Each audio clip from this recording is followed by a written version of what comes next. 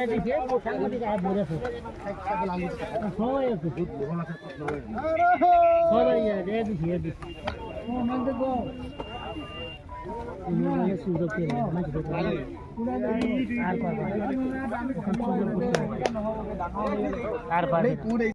ৰাইজৰ কোনো অসুবিধা নহয়, যিখিনি কাম কৰা মানুহখিনি অসুবিধা নহয়, সেইকাৰণে আমি লাইনটো বন্ধ কৰি ৰাখিছোঁ তেওঁলোকৰ সুবিধাৰ কাৰণে।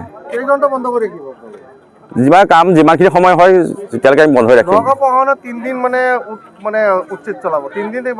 3 দিন বন্ধ নাথাকে, কাম যিমান সময় হয় সিমানখিনিয়ে বন্ধ থাকিব। তাৰপিছত আমি লাইনটো আকৌ দি দিম, যেতিয়া কাম চলিব তেতিয়া লাইনটো বন্ধ থাকিব। এনেই লাইন চলি হয়। ধিং বিদ্যুৎ পৰিষদৰ আমাৰ ধিং চাব ডিভিজন। অসমৰ মধ্য অসমৰ ডিং ৰাজচক্ৰৰ অন্তৰ্গত আমাৰ টুকটুকি, কটহগুৰি, ৰৌমাৰী, মাগুৰমাৰী, বেৰবেৰী যি আজি উচ্ছেদ অভিযান চলি আছে, প্ৰথমতে মই অসম চৰকাৰক ধন্যবাদ জনাইছোঁ।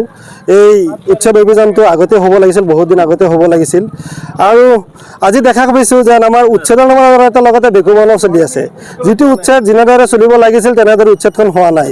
যিটো সময়ত আমাৰ ভাৰতবৰ্ষখন বা আমাৰ অসমখন ইমান আগুৱাই গৈছে প্ৰযুক্তিবিদ্যাৰ ক্ষেত্ৰত, যিটো সময়ত আমাৰ JCB আছে, যিটো সময়ত বুলডোজাৰ আছে, যিটো সময়ত ৰকলেন আছে, আমাৰ এইবিলাক পানীৰ যোৱা বস্তু আৰু বুকেৰে যোৱা বস্তু, আজি JCB, ৰকলেন আৰু বুলডোজাৰ নোহোৱাকৈ আজি দা আৰু কোৰেৰে উচ্ছেদ চলি আছে, পুৰণা প্ৰযুক্তিৰে উচ্ছেদ চলি আছে।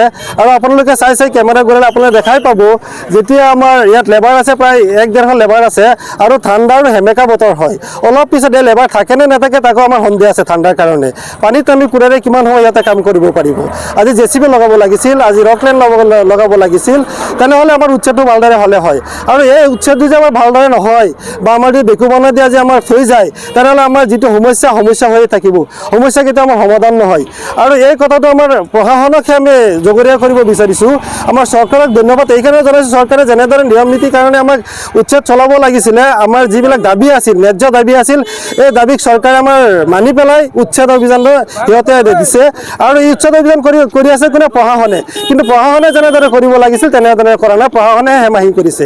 আজি ইয়াত যেনেদৰে ৰকলেন লগাই আপোনালোকে উচ্ছেদ কৰিব লাগিছিল, JCB লগাই উচ্ছেদ কৰিব লাগিছিল, তেনেদৰে কৰা নাই। উচ্ছেদক আপোনালোকে সমৰ্থন কৰিছে, কিন্তু প্ৰক্ৰিয়াটো নাই, উচ্ছেদক আমি সমৰ্থন কৰিছোঁ, কিন্তু যেনে প্ৰক্ৰিয়াত হৈ আছে এই প্ৰক্ৰিয়াটো আমাৰ মানি ল'ব পৰা নাই।